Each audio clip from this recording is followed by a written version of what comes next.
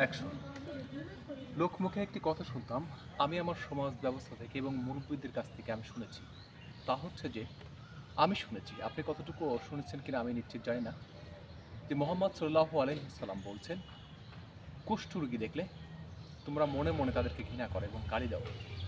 এমন কুৎসিত নোংরা কথা তারা কেন বলেছেন আমি জানি না। যখন বড় হলাম, বড় হওয়ার সুবাদে আমি যখন অনেক বই পড়তে অভ্যস্ত হলাম এবং মোহাম্মদ সাল্লাল্লাহু আলাইহি সাল্লামের জীবনী থেকে আমি খুঁজে পেলাম, আমি যখন বুঝতে চেষ্টা করলাম যে এমন মহামানব যাকে সৃষ্টি না করলে পৃথিবী সৃষ্টি হতো না, এমন মহামানবের কাছ থেকে এরকম বাজে কুৎসিত নোংরা মন্তব্য কিভাবে আসতে পারে, তার জীবনী থেকে আমি খুঁজে পেলাম।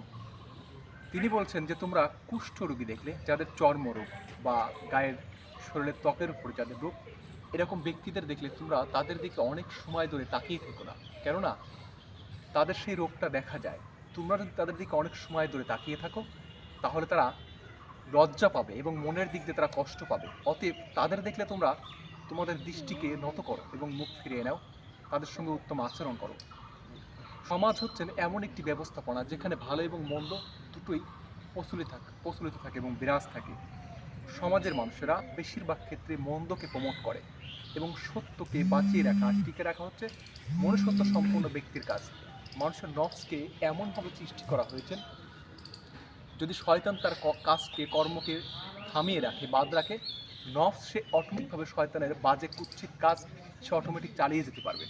অতএব এরকম মন্দ কথাকে আমরা যারা প্রমোট করি, বাঁচিয়ে রাখি, সমাজে প্রচলিতভাবে ধারাবাহিকতার সঙ্গে বলিয়ে বেড়াই, অন্তত বিবেকসম্পন্ন ব্যক্তিদের কাজ হচ্ছেন এরকম কথাগুলোকে সমাজ থেকে চিহ্নিত করে এর ভালো উত্তম কথা সেখানে বসে রূপান্তরিত করে সেটা প্রচার করা।